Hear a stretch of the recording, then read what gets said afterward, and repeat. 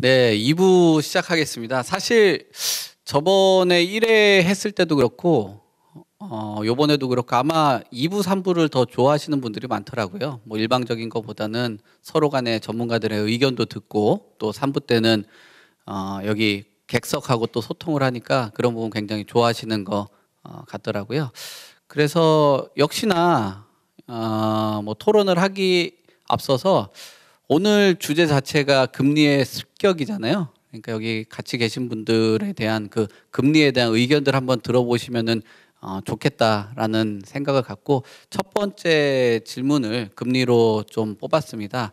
그래서 지금 왼쪽에 앞으로 그 이 집통 강연에 예상되는 그 고정 패널로 대신 우리 주성규 박사님께서 금리 인상과 아까 발제는 하셨지만 이 금리 인상하고 집값의 동향 뭐 앞으로 그다음 뭐 하반기라든지 내년 상반기 또는 뭐 중장기적인 시각까지 보시면서 이야기 주셔도 될 것 같습니다. 예.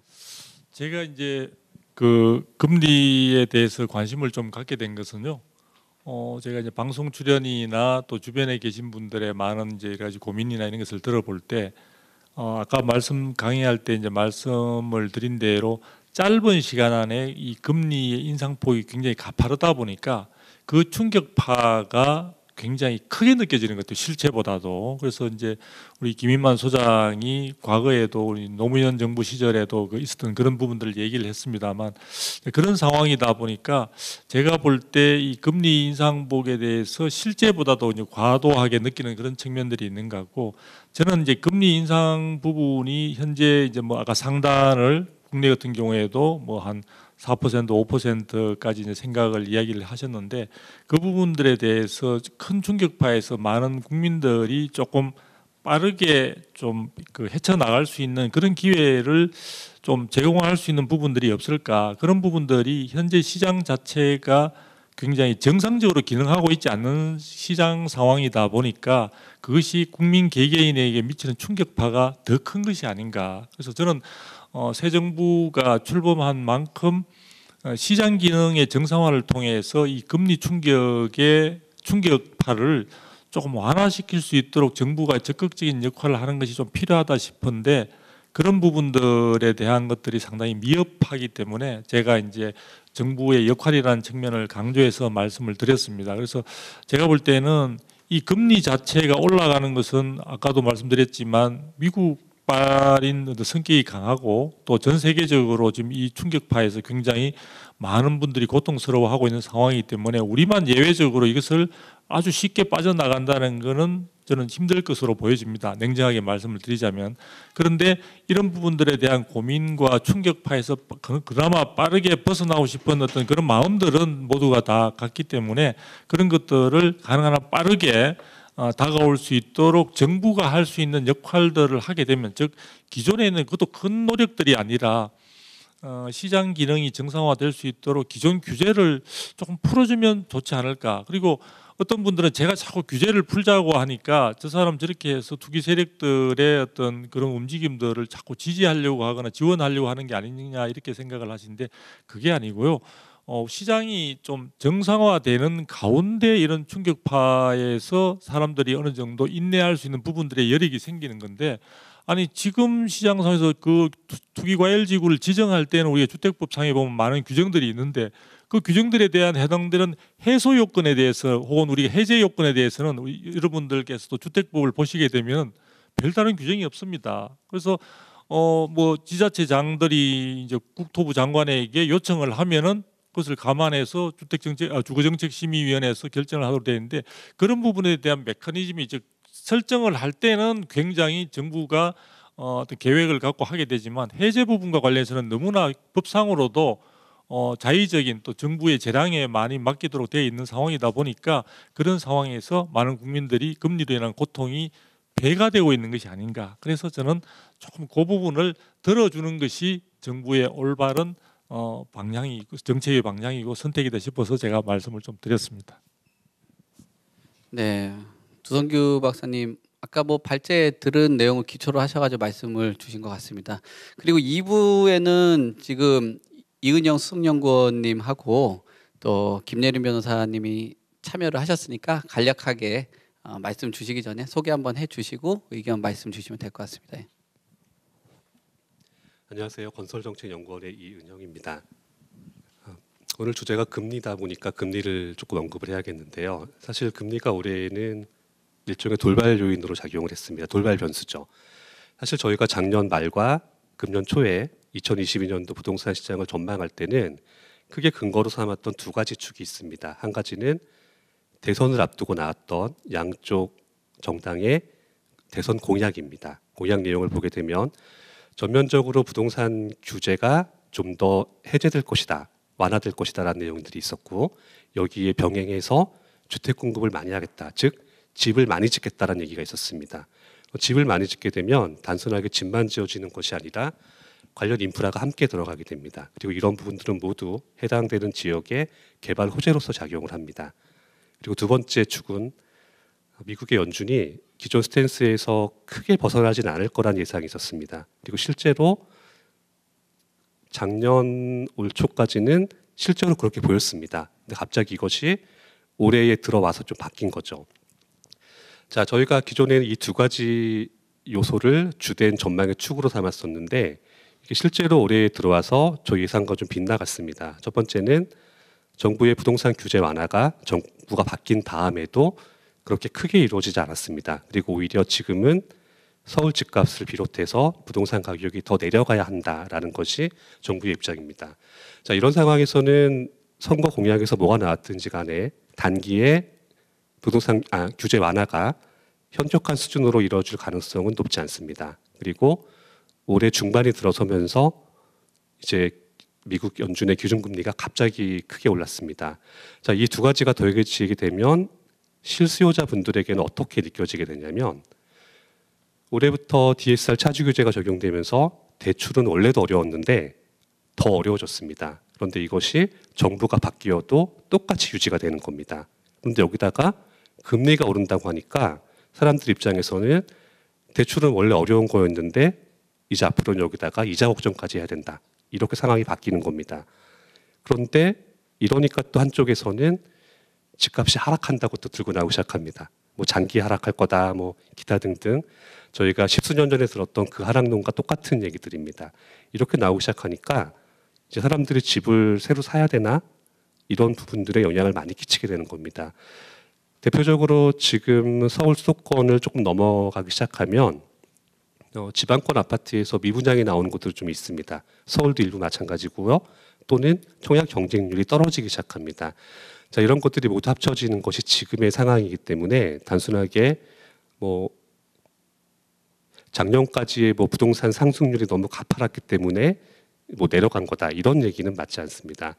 그리고 올해의 최근이죠. 최근에도 들었던 얘기 중에 하나가 이제 사실 작년까지도 부동산을 잡기 위해서 금리를 올려야 한다는 주장들이 꽤 있었습니다. 그런데 이런 분들이 지금은 어떤 말씀을 하시냐면 자, 이것 봐라. 올해 금리가 올라가니까 부동산 잡히지 않았느냐. 그러니까 본인들의 주장처럼 진작에 올렸어야 했다.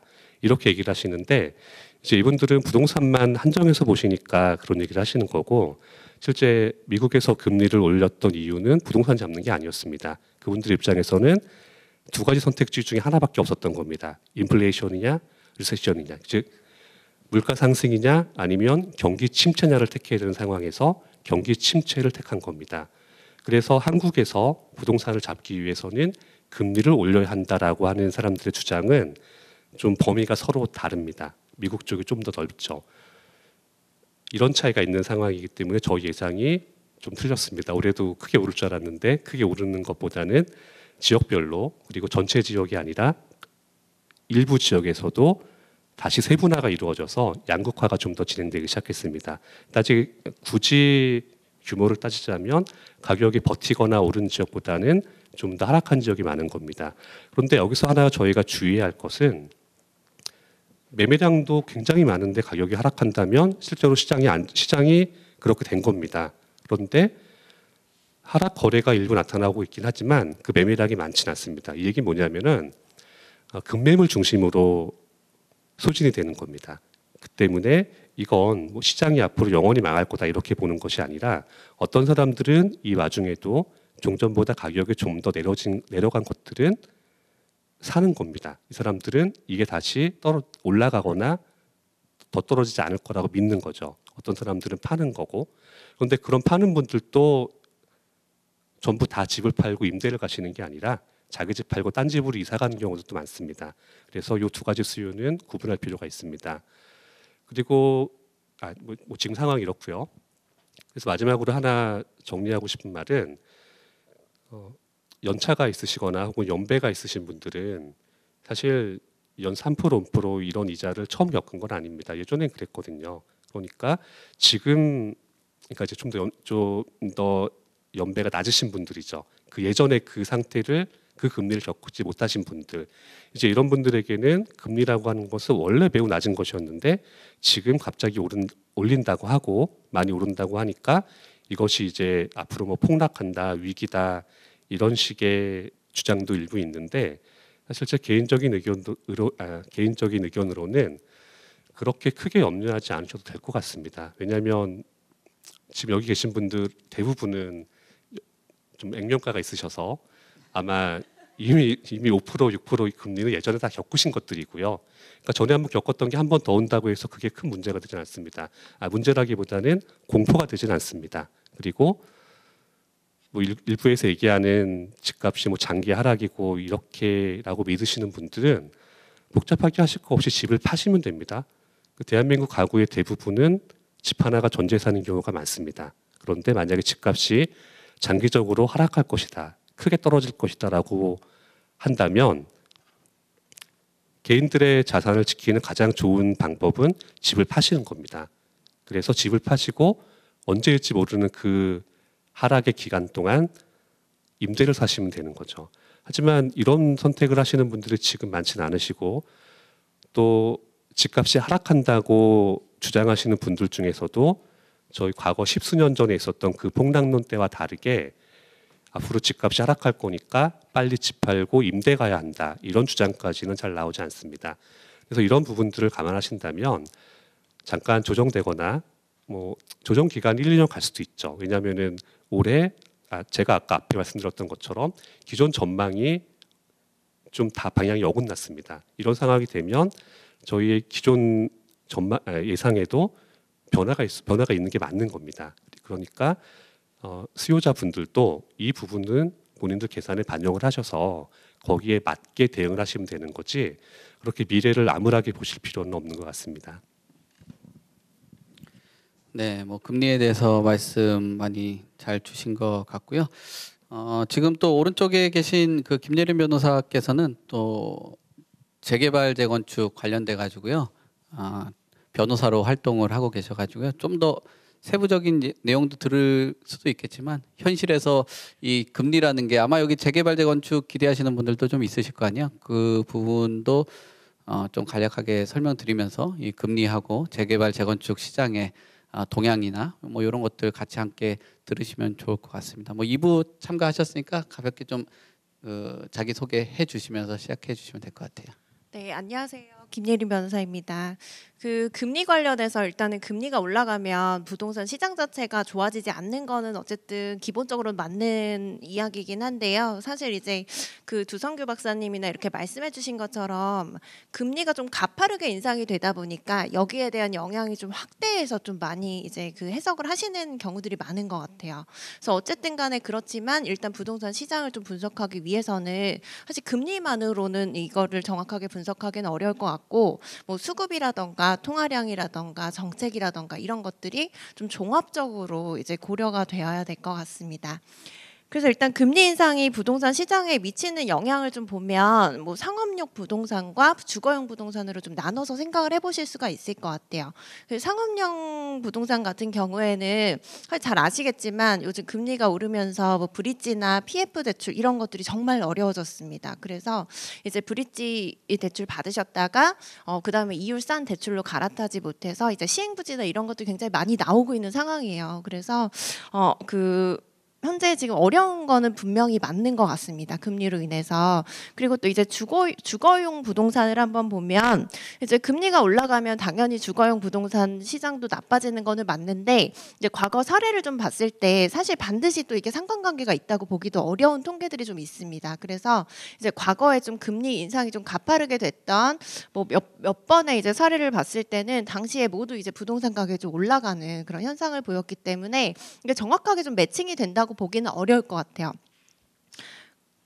특히 이제 고가주택 같은 경우에는 사실 금리 인상이 이루어지고 난 다음에도 상당히 이제 그 뭐 신고가를 찍는다거나 이런 상황들이 많이 발생했는데 이건 사실 이제 고가주택 가지신 분들은 자금이 좀 풍부하시기 때문에 상대적으로 좀 금리 영향을 안 받으시는 것 같고 또 이제 저가주택 가지신 분들도 사실 금리가 올라가긴 하지만 정책 자금이나 이런 것들이 좀 투입돼서 저리로 저리로 대출을 받으실 수 있는 상품들을 또 활용하실 수가 있기 때문에 또 영향을 크게 받지 않는 것 같아요. 그래서 결국에는 뭐 중가주택 위주로 해서 금리의 영향이 좀 클 수 있다라고 보이고 뭐 이런 것들을 이제 종합해서 봤을 때 주거용 부동산의 경우에도 사실 금리만으로 이게 시장 판단을 하기는 좀 어렵다라는 생각이고 수급이나 뭐 통화량 이런 것들이 종합적으로 고려가 되어야 될 것 같은데 잘 아시겠지만 공급 같은 경우에는 사실 지금 드라마틱하게 늘어날 수 있는 게 없거든요. 그래서 이제 그 앞에서 말씀하셨지만 재개발 재건축 같은 경우에도 별로 규제가 완화되고 있지도 않고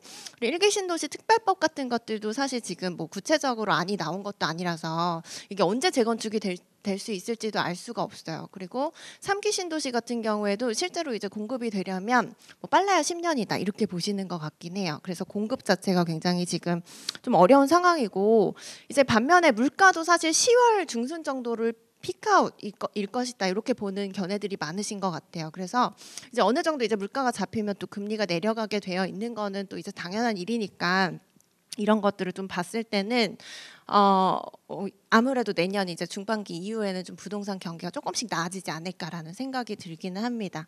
그리고 우리나라 같은 경우에는 이제 가구당 평균 자산이 한 5억 정도가 되고 그 중에 이제 70% 이상이 실물 자산, 그래서 거의 부동산이 큰 비중을 차지하고 있다고 보시면 돼요. 그렇기 때문에 이게 만약에 부동산이 갑자기 가파르게 뭐 등락을 한다, 급등을 한다 이렇게 되면 이제 이게 가계 경제에 미치는 영향이 너무 커질 수밖에 없어요. 그렇기 때문에 정책을 여기에 맞춰서 조정할 수밖에 없고 이제 가계 경제가 나빠지면 결국에 이제 전체 경제도 나빠질 수밖에 없기 때문에 지금은 약간 규제 완화나 뭐 이런 것들을 좀 조정하고 있는 것 같기는 하지만 이게 상황이 많이 나빠진다라고 하면 이런 것들도 좀 속도 조절이 들어가게 될 것 같기는 합니다.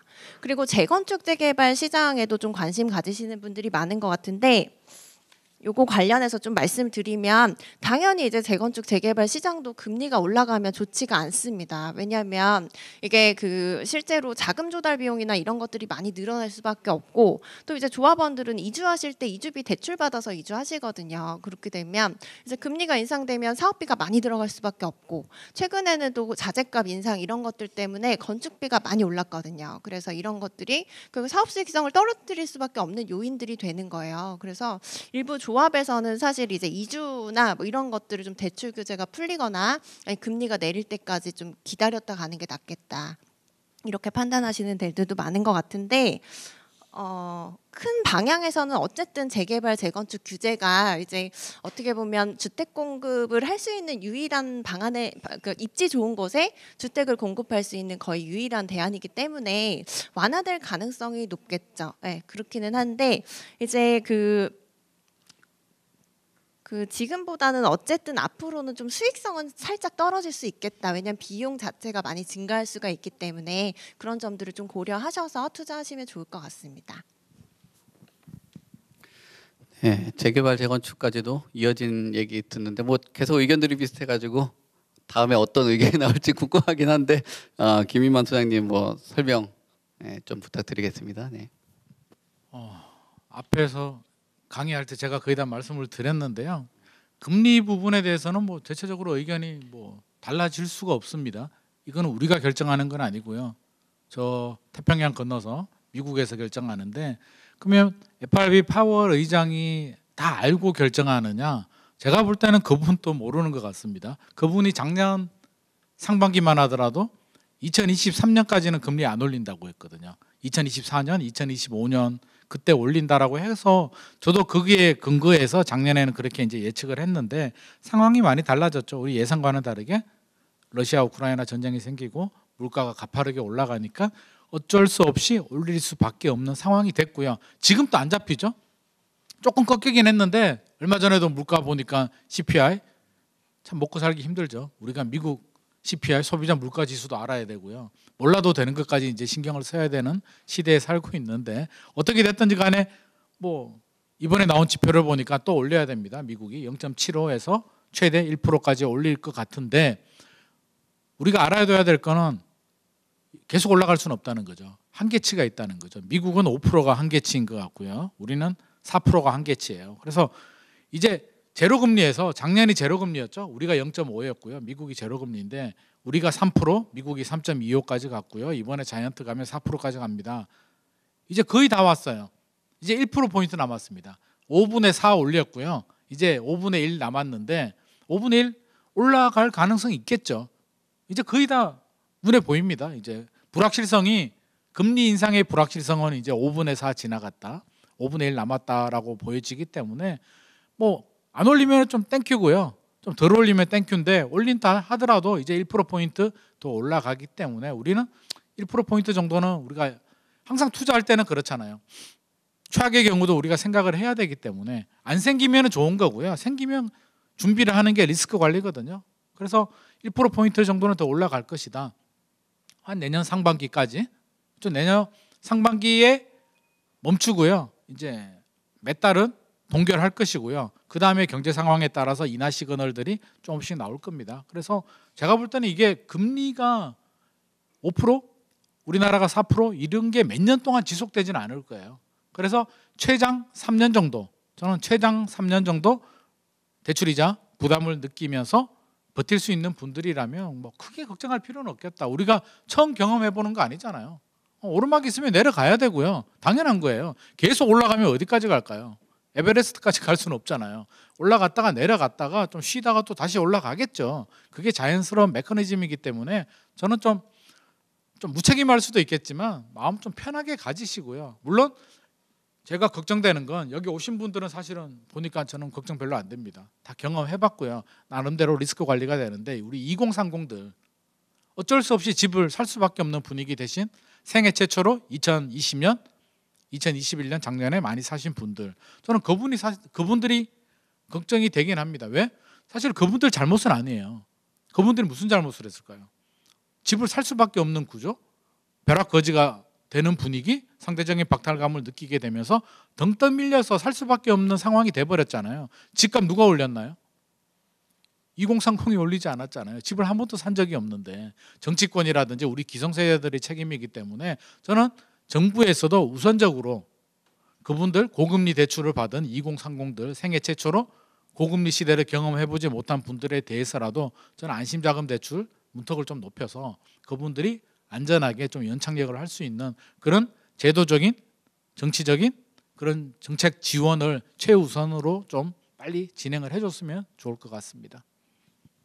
저기 제가 잠깐만 보충 발언으로 제가 아까 이제 말씀을 드리고자 했는데 이제 시간상 제약이 좀 있는 것 같아서 제가 말씀을 못 드렸는데 우리 금리를 이야기하게 되면은 지금 이제 앞에서 말씀하신 분들의 이야기가 어느 정도 다 납득이 되실 거예요. 그런데 이제 그 끝에 계속 고민은 그러면 금리가 인상이 되고 어느 정도 한도까지도 우리 김인만 소장님도 말씀을 해주셨는데 그러면 언제쯤 그 금리 인하 부분에 대한 구체적인 시그널들이 나올 수 있을까라는 그런 기대 포인트가 있어야만이 그때까지 인내하고 이제 견딜 수 있잖아요. 제가 볼 때는 그게 뭐 2, 3년 지속되거나 그러니까 한 5% 포인트까지 가까이 올라가지고 정책 금리가 그것이 이제 지속이 그대로 고정되어서 지속되는 기간들이 2, 3년까지 길게 갈 것 같지는 않습니다. 왜냐하면은 우리가 이런 금리라는 부분은 선거라든지 또는 정치권의 동향과도 굉장히 밀접한 연관성을 갖는데요. 내년 상반기라고 아까 제가 말씀드렸던 이유는 상반기가 지나게 되면 하반기부터는 아마도 내후년 4월, 5월인가요? 그때 그 국회의원 선거를 앞두고 있는 상황이다 보니까 정치권의 여러 가지 풍향계가 굉장히 빠르게 변화를 보일 수 있는 여지가 있을 것 같고요. 그 가운데 지금 앞에서 말한 2030 세대들이 지금 최근에 연끌이나 이런 걸 해서 그에 따른 어떤 금리 인상에 따른 부담으로 인해서 굉장히 많은 불만들이 가중되고 있습니다. 저는 정치판에서 이런 부분들이 가지고 올 향후의 어떤 선거에 대한 영향력이나 결과 부분들을 무시하지 않을 것이라고 보여지거든요. 그래서 아마도 미국의 동향에 따라 정책금리의 향방이 좌우되겠지만 그 부분들의 어떤 변화가 있다 하더라도 국내에서는 이런 내부적인 그 향후 2024년도에 총선을 앞두고 있는 그런 상황들에 대한 준비나 움직임들이 내년 하반기부터는 본격화되면서 여론 편성을 위한 많은 어떤 그 결과치, 즉 금리 부분에 대한 인하에 대한 논의 자체가 분명하게 늦어도 내년 하반기부터는 시작되지 않을까. 그래서 심리적으로 고통스럽더라도 내년 상반기까지만 견디게 되면 시장 상황에 대해서 어느 정도의 기대감을 조금 찾아볼 수 있는 여지가 있지 않을까 싶은 말씀을 드리고 싶었습니다. 네, 다들 뭐 집값하고 금리하고의 또 상관 이런 부분에 대해서 굉장히 그러니까 좀 보수적으로 이야기들을 많이 주시고 또 집값하고 동향에 대해서도 금리만을 보고 판단할 건 아니다라는 의견들을 주신 것 같아요. 그래서 저도 얘기들을 쭉 들으면서 조금 뭐 다른 의견도 좀 드려야지 뭐 균형도 잡히고 또 오신 김에 한쪽에 대한 그 방향보다는 다른 의견도 좀 들으면 좋을 것 같겠다 해가지고 저도 얘기 좀 들으면서 정리를 좀 해봤습니다. 저 개인적인 의견을 드리면 지금 상황에서는 글쎄요 뭐 개인이 매크로를 좀 이기기 힘든 환경이다라고 보시는 게 맞을 것 같아요. 개인 하나하나가 거시경제를 이기기에는 굉장히 벅찬 그런 현실이라고 보시면 좋을 것 같고요. 그리고 주택가격이 과거에는 집값이라고 하죠. 집값이 아마 여기 계신 분들 뭐 연배가 있다고 말씀하시고 저희 아버지 세대도 보시면은 집이라는 걸 보통 현금을 주고 많이 샀거든요. 근데 거기에 금융이 결합이 되면서 약간 투자화되기도 했죠. 그러니까 금융이라든지 어쨌든 뭐 자금을 조달하는 데 있어서 금리의 영향을 받게 되기 시작했습니다. 근데 주택 가격이 좀 조정을 받거나 할 때 뭐 IMF라든지 그 시절 같은 경우는 주택 가격이 내려갈 때 전세가 하방을 막아줬거든요.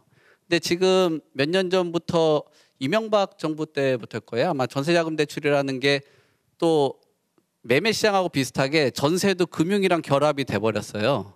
그래서 금리의 영향을 받는 거죠. 그러니까 예전에는 서로 똑같은 방향으로 안 갔었는데 주택 가격이 내려가면 전세가 막아줬는데 지금은 같이 떨어지는 것 그런 환경이 돼버렸거든요. 그러니까 금융 통제를 받게 되는 거예요. 그래서 같이 매매 가격이 빠지면 지금 전세 가격도 빠지고 있는 그런 환경도 같이 보시면 좋을 것 같고요. 또 최근에 이런 뭐 인구 구조라든지 이런 부분에 대해서도 집값에 굉장히 큰 영향을 미치는 거 아닌가. 뭐 혹자들은 이런 얘기도 하고 뭐 다양한 의견들이 있겠지만 뭐 인구수가 주면 가구 수가 늘어난다라고 해도 제가 봤더니 1인 가구가 늘어난다고 해도 1인 가구의 연소득이 2,100만 원 정도 수준밖에 안 되거든요. 그러니까 1년에 2,100만 원 정도의 연소득을 가지고 살 수 있는 주택들이 얼마나 많이 있을까라고 봤을 때는 수요가 한정적이다라고 볼 수 있거든요. 우리가 얘기하는 그 수요라는 게 경제학적인 용어로 보면은 단순히 그 욕망이 수요는 아니거든요. 그 욕망을 실현할 수 있는 구매력이 바탕이 돼줘야 되는데 과연 지금 그 구매력을 바탕으로 한 수요들이 지금 집값이 얼마나 있겠냐. 결국은 그렇게 되면 집값이 좀 조정이 된다든지 또는 내 소득이 늘어서 집을 살 수 있는 환경이 돼야 되는데 지금은 소득이 늘 수 있는 환경이 아니다 보니까 굉장히 힘든 시기라는 게 맞을 것 같습니다. 그리고 뭐 최근에 저도 뭐 안타까운 얘기들을 참 많이 듣지만 은퇴하신 분들이 은퇴해서 연봉이 한 10억 정도 퇴직금을 한 10억 가까이 정도 받았다고 하더라고요. 꽤 많은 돈을 받았죠. 근데 그 10억을 받고 자식 집을 사줄 수가 없다라는 겁니다.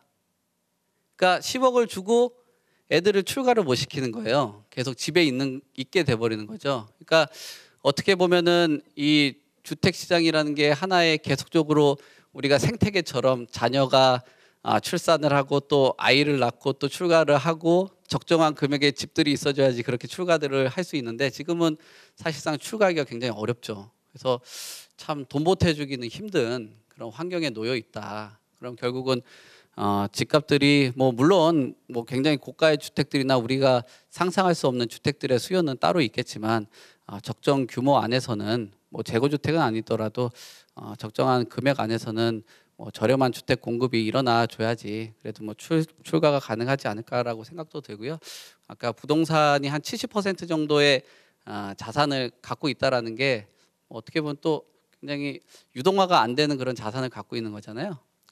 그런 유동화 안 되는 자산을 이제 개인의 영역을 벗어나는 시기가 점점 되지 않겠냐라고 생각을 해요. 그래서 주변에 앞으로는 글쎄요, 뭐 좋은 전문가들을 곁에 한 명을 둔다든지 함께 갈 수 있는 멘토 같은 사람들이 있어줘야 된다고 생각돼요. 그래서 지금 저도 이런 뭐 프로그램을 취지하고 계속적으로 내용 전달을 해드리는 이유 중에 하나가 뭐 제 의견도 사실 여기 계시는 분들하고 사적으로는 같은 공감이나 의견을 갖고 있는 사람이긴 하지만 그래도 뭐 다른 의견들이나 또 다양한 내용들을 전달을 해드려야 되지 않을까라고 생각되고요. 그 다음에 마지막으로 드리는 거는 뭐 제가 아니라 뭐 어떻게 신뢰도가 높은지 낮은지 모르겠지만 국토연구원에서 발표된 자료 아까 1% 얘기를 해주셨는데 1% 정도 금리가 인상되면은 뭐 최대 한 5.2% 정도 주택 가격이 하락한다라는 그런 것들이 있습니다. 그러니까 한 1% 정도 오르고 주택 가격이 적정한 금액으로 하락이 된 그 시기 때 주택 구입을 하는 것도 괜찮은 전략이 아닐까라고 생각되니까 그런 것들 참고들 하셔가지고 저도 뭐 그냥 좀 다른 내용들도 한번 좀 정리를 해봤습니다. 예. 한 2분 정도, 한 7분 정도 남았는데요. 이번에는 역으로 해서 뭐 김인만 소장님부터 해가지고 뭐 앞으로의 뭐랄까요 지금 임대 시장이라든지 지금 굉장히 전세 시장하고 월세 시장에 오게 관심 많으시잖아요. 임대 시장에 대해서 좀 최근 동향하고 앞으로의 뭐 방향이라든지 또 전망이라든지 이런 것들 가볍게 얘기해 주시면 좋을 것 같습니다. 우리 매매 시장도 힘든데요. 이례적으로 뭐 저는 이례적이라는 표현을 쓰고 싶은데요. 지금 전세 시장도 같이 힘들어요. 예, 대표님 말씀하신 것처럼 이게 금융이 결합이 되면서 지금까지 보지 못한 일들이 발생하고 있거든요. 원래 매매가 힘들어지면 집을 사려는 수요자들이 아니야 기다렸다가 사야지라고 하면서 전세로 유입이 되면서 전세 수요가 늘어나고 전세 가격이 강하게 받쳐주게 되면서 매매 가격을 떠받쳐주는 그런 구조 역할을 해줬는데 MB 정부 때죠. 2009년도였나요? 전세자금 대출이 나오면서 이제 대출을 받지 않으면 전세금을 마련하지 못하는 시대가 되어버렸습니다. 2009년도 이전만 하더라도 자기 자본으로 전세를 얻었기 때문에 금리하고 아무런 상관이 없어요. 전세는. 근데 지금까지는 이 문제가 생기지 않았는 게 우리가 금리가 낮았기 때문에 못 느꼈죠. 굉장히 좋은 제도잖아요. 저금리로 전세 대출을 해주니까 전세금도 많이 올랐죠. 집주인들은 전세금을 원래는 많이 못 올려요. 왜? 세입자가 올려줄 수 있는 능력 범위 내에서 올려야 되는데 한 번에 1억, 2억씩 올려달라면 어느 세입자가 1억, 2억을 쉽게 올려줄 수 있겠습니까? 하지만 전세자금 대출이 나오면서 이제 되는 거죠. 야, 1억 올려줘. 돈 없는데 대출 받으면 되잖아. 금리가 얼마 안 돼. 라고 하면서 지금 이 상황까지 온 거고요. 2016년, 2017년까지 전세가 많이 올랐고 그렇게 전세가 올랐기 때문에 매매 가격도 밀어 올리면서 많이 상승을 할 수가 있었는데 이번에 이제 금리가 처음 올렸죠. 거의 이렇게 빠르게 올라간 게 처음인데 최근 들어 10년 내에 금리가 올라가니까 이제 전세가 타격을 받을 수밖에 없고요. 이렇게 금리가 올라가는데 전세 대출을 어떻게 받아? 근데 보니까 월세가 유리한 거죠. 계산해 보니까 월세 전환율은 문재인 정부 때 또 낮췄거든요. 월세가 유리하기 때문에 지금 월세로 많이 넘어갔는데 이제 반대의 경우가 생기죠. 월세가 거래가 늘어나고 월세 가격이 올라갑니다. 그래서 이제 거의 월세 시대로 가고 있는데 저는 전세가 소멸하지는 않을 것 같아요. 이제 공존의 시대로 갑니다. 몇 년 전만 하더라도 전세가 주였고요. 월세는 일부였잖아요. 심지어 월세 살면 좀 돈 없고 전세 살면 돈 좀 있고 이런 사회적인 편견도 있었는데 최근에는 그게 다 공식이 없어져 버렸죠. 월세 살면 돈이 없나? 강남에 월세 살 수도 있지 상황에 따라서. 전세 살면 부자야. 전세금 80%는 은행 돈인데 이제 그런 상황이 돼버렸기 때문에 과거의 공식은 이제 제가 볼 때는 깨져버렸고 매매와 전세가 이제 연동하면서 가긴 가지만 월세로 전환이 됐지 전체적인 임대 시장, 임대 가격을 보자면 저는 임대 가격이 쉽게 떨어지지는 않을 것 같아요. 물론 매매 가격이 떨어지면 키높이 때문에 좀 덜 오를 수도 있고 좀 떨어질 수도 있겠지만 최근에 이제 뭐 샤넬백 나오고 막 떨어지는 건 2020년도 계약갱신 청구가 되면서 좀 왜곡이 많이 됐어요.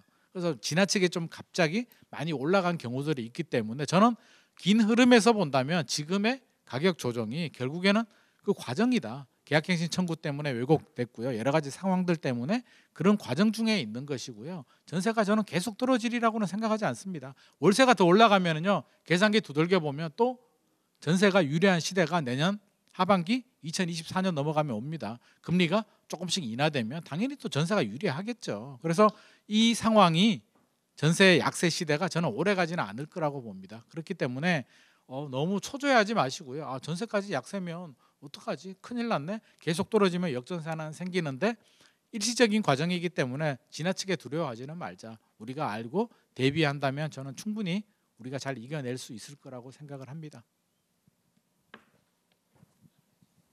그래서 김인만 소장님께서 말씀 잘해주셔가지고 전 조금만 더 코멘트를 하면 말씀하신 대로 어쨌든 매매 수요가 좀 어려워지면서 전세 시장으로 그 수요들이 좀 옮겨갈 가능성이 높은 상황인 것 같은데요. 지금 최근에는 이제 아까 두 박사님께서 말씀하신 것처럼 전세는 좀 떨어지고 월세 수요가 좀 많이 늘어나는 그런 현상이 벌어지고 있는데 사실 이거는 제가 볼 때는 약간 임대차 3법 관련해서 전월세 전환율을 이제 기준금리 플러스 2% 그래서 임대차를 뭐 새로 체결하는 경우가 아니라 갱신하는 경우 이런 경우에는 전세에서 월세로 돌린다라고 하면 이게 전월세 전환율이 정해져 있거든요. 근데 이게 정해져 있는 게 기준금리 플러스 2% 이렇게 해서 계산을 하게 되어 있어서 실제로 이제 기준금리와 실제적으로 이제 우리가 이제 일상생활에서 겪는 금리는 차이가 있기 때문에 이것들이 다 반영되지 않아서 현실적으로 좀 월세가 지금 전세에 비해서 좀 유리하고 싼 상황이 되어버린 거죠. 그리고 말씀하신 것처럼 금리가 계속 오르는 상황에서는 전세자금 대출 받아가지고 들어가느니 이제 조금 더 안전한 이제 보증금이 적은 월세로 좀 갈아타겠다 이런 수요들도 생기다 보니까 이제 일시적으로 좀 월세 수요들이 많이 늘어나고 있는 것 같습니다. 근데 이게 장기적으로 말씀하신 것처럼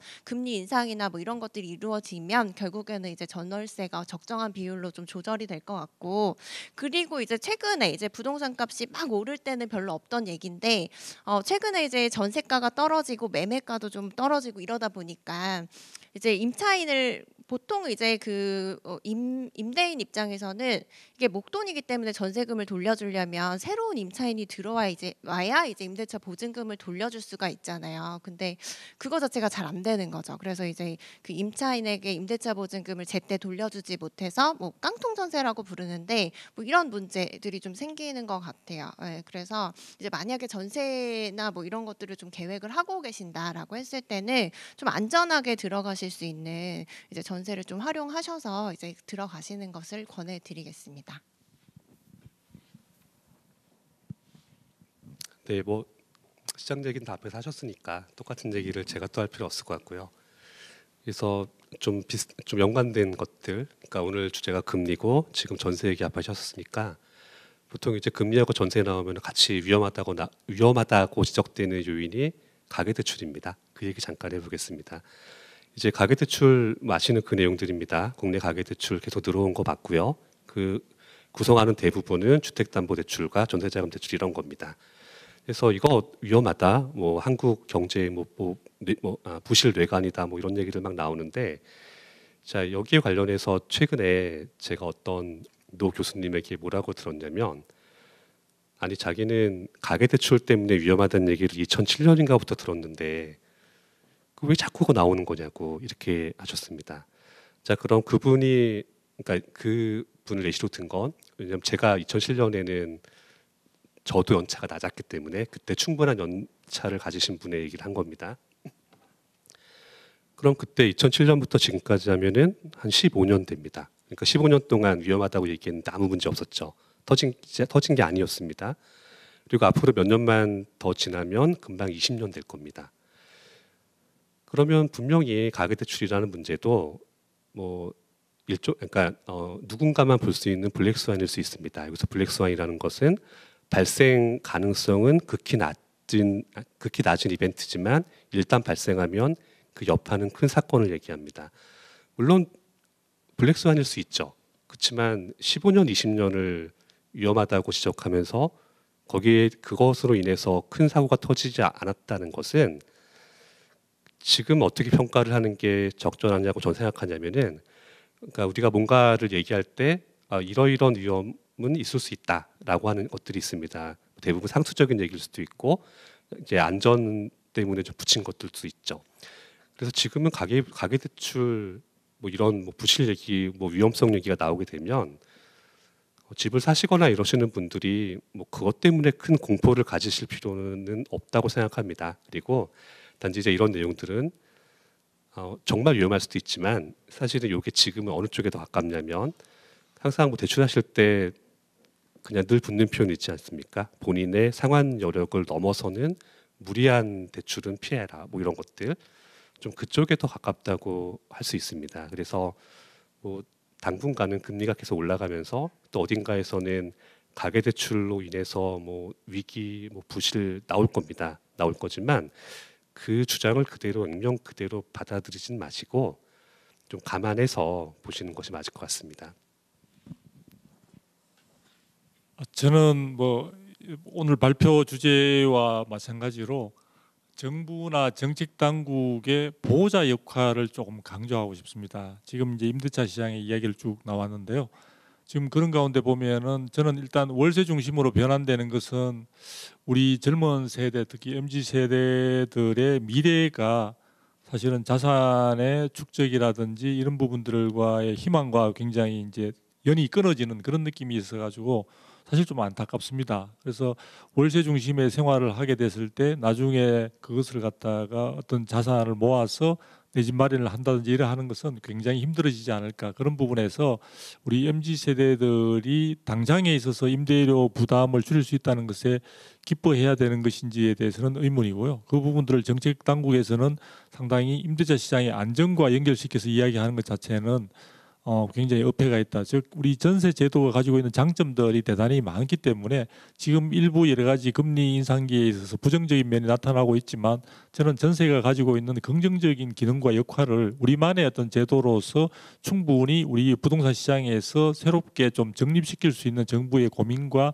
방안들 제시가 좀 필요하지 않을까 이런 생각이 들고요.